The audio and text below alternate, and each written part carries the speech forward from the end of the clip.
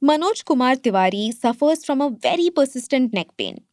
It's so bad that he actually schedules his calls around the 30 minutes of exercise his doctor prescribes. But his head is in a much better space now. That's because he is now the director of IIM Mumbai, which, according to him, is a cakewalk compared to his previous gig. You see, before this, Tiwari used to run TISS, or the Tata Institute of Social Sciences, as its temporary vice chancellor. At TISS, he was undertaking a huge project. He was in charge of laying the groundwork that would transform India's most well known social science institution. Its new avatar? Well, it's something that looks more like a management school. Now, TIS's makeover is part of a larger pattern, a pattern in which institutions of higher learning, including JNU or Jawaharlal Nehru University, are increasingly forgetting about the arts and humanities. Instead, they're chasing what the market supposedly wants. And in India, you know that typically means management or engineering. TIS was actually kind of late to this party, mainly because the education ministry had limited say in how TIS was run before. But that flipped in 2023. Let me back up a little. TIS was founded in the 1930s. Since then, the Tatas provided most of the funding until the 60s, which was when the central government took over. Now, the Tatas continued sponsoring research until about 2014. But when the current government came to power, the fund squeeze began. This now brings us to 2023, when TIS changed hands from the Tata Trust. This change of ownership is what paved the way for Tiwari's appointment. And by the time Tiwari handed TIS over to his successor in 2025, he had charted the new IIM-lite path the Education Ministry had always envisioned for the institute. For years now, TIS has been known for pioneering social science courses like social work, public health, human resource management, and much more. It has traditionally followed a field, skill, and social sensitivity based approach to teaching, even for its management courses. But now, with these new developments, it's cutting off those socially conscious roots to become more managerial. Welcome to Daybreak, a business podcast from the Ken. I'm your host, Rachel Verghese, and every day of the week, my co host, Snigdha Sharma, and I will bring you one news story that is worth understanding and worth your time. Today is Monday, the 8th of December.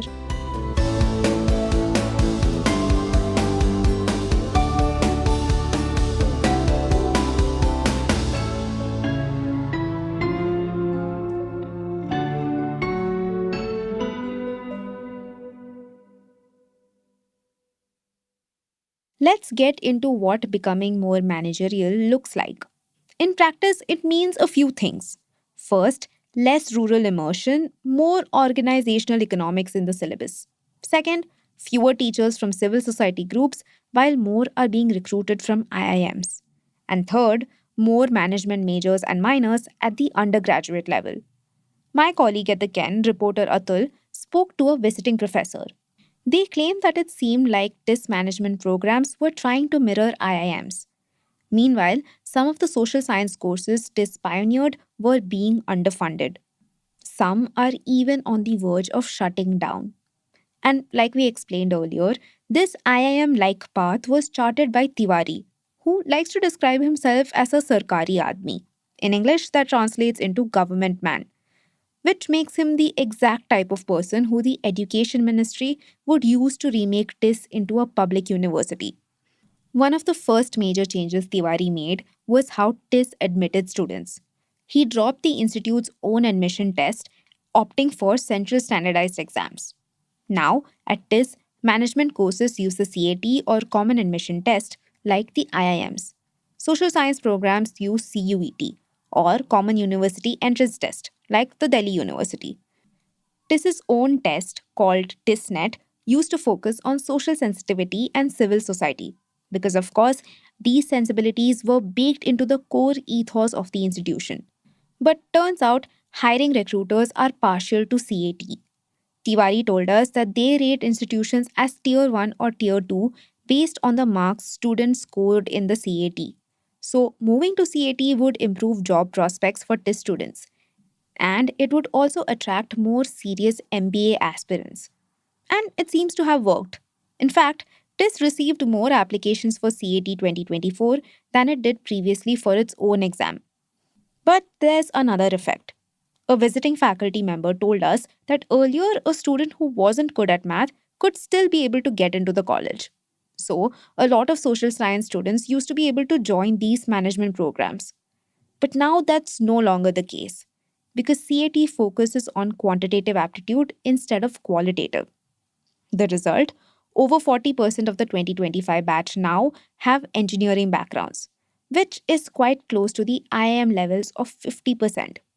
That share is only expected to grow at TISS. After changing up examinations, Tiwari's next step was to figure out what to do with faculty.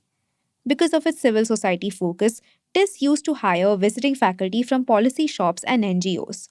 But lately, they're being recruited from the IIMs. Another visiting faculty told Arun that now new hires are mostly PhD holders or associates at different IIMs because the aim now is to bring that IIM culture to TISS. But this attention to management teaching is coming at a cost, the neglect of the social sciences. More on this in the next segment.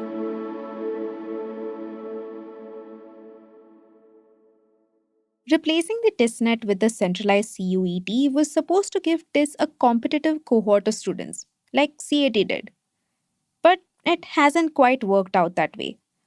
A TISS Hyderabad professor said that they've seen applications to social science programs drop by up to 50%. Even the most popular courses are seeing fewer applications now. The result? Departments like the one for education are struggling to fill seats. This is not just a TISS specific event. Several institutions that adopted CUET have seen similar drops. One likely reason is this: CUET lets students apply to many universities at once. So, if they don't get their preferred choice, they take admission wherever is closer to home. Of course, the consequences are drastic.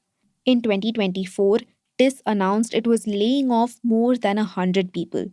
And this was mostly field staff or contractual faculty in departments like social work.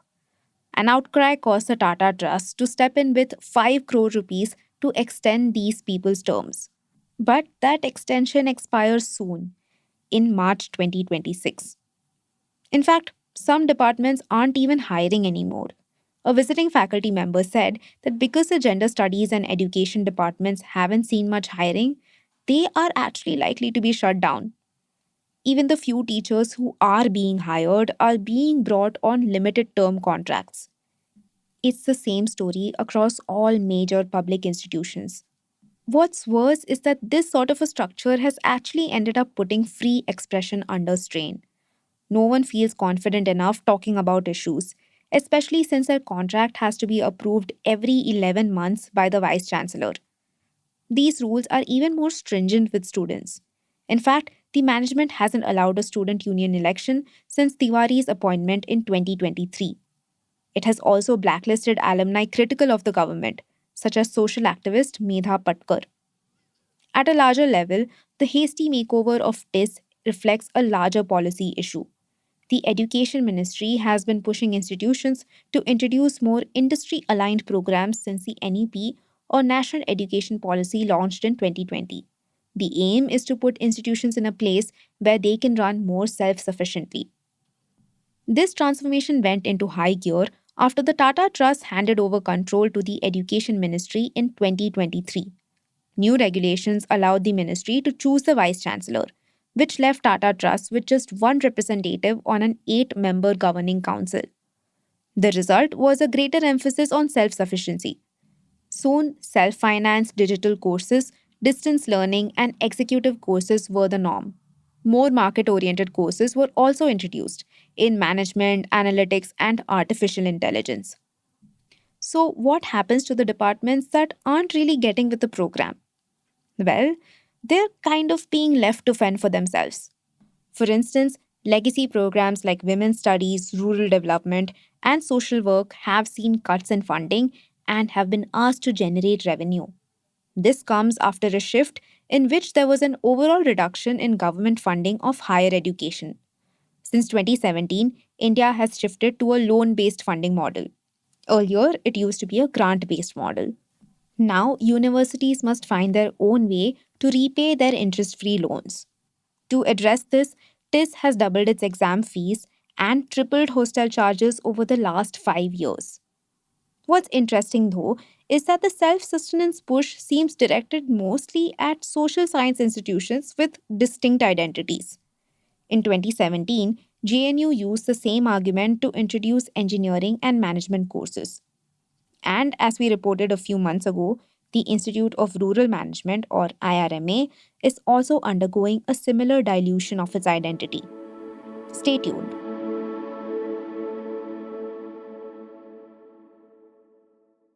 Now, TISS has been left to fend for itself. It has to jump through the same hoops as other institutions of higher learning to get government funding, which is why Tiwari made sure to get the institution re-accredited by the Central Higher Education Accreditation Body. It's called NAAC, or the National Assessment and Accreditation Council. The logic behind this move? The University Grants Commission has linked funding to NAAC accreditation. A better NAAC rating means more money. And one way to get a better rating is by rising up the ministry's ranking index, NIRF, or National Institutional Ranking Framework. TISS is currently ranked at 72, which is why centralized entrance exams help its case. A TISS Mumbai teacher told Atul that if a university is looking to improve its NIRF rankings, then CUET is a necessity. It's a criterion that gets you more scores. And at the end of the day, universities and students alike are aiming for higher scores. The CUET also helps in another way. It brings in a wider pool of students from across the country, and diversity is also a key NIRF parameter. With all these bureaucratic hoops to jump through, no one can deny that higher education is in a frantic quest for survival. And the changes that are happening at TISS wouldn't be so bad if they weren't hacking away at its roots in the process. After all, this will only lead to the detriment of students and the country at large. Think about it this way: neglecting the humanities means more graduates analyzing data, but fewer graduating asking why the data is what it is. As a TISS Hyderabad teacher puts it, there's already an emphasis on data crunching and very little on examining issues at a deeper level. Current teaching is placing efficiency over critical thinking. There's also a fear of losing what academics call the public sphere. It's the institutional space where social problems can be discussed freely to inspire political action. So, finally, TISS may still keep its name, but its character is eroding fast. Tiwari has already laid down something of a bleak new motto, and I'm quoting here: one should never go against the market, because the market is what decides the rules.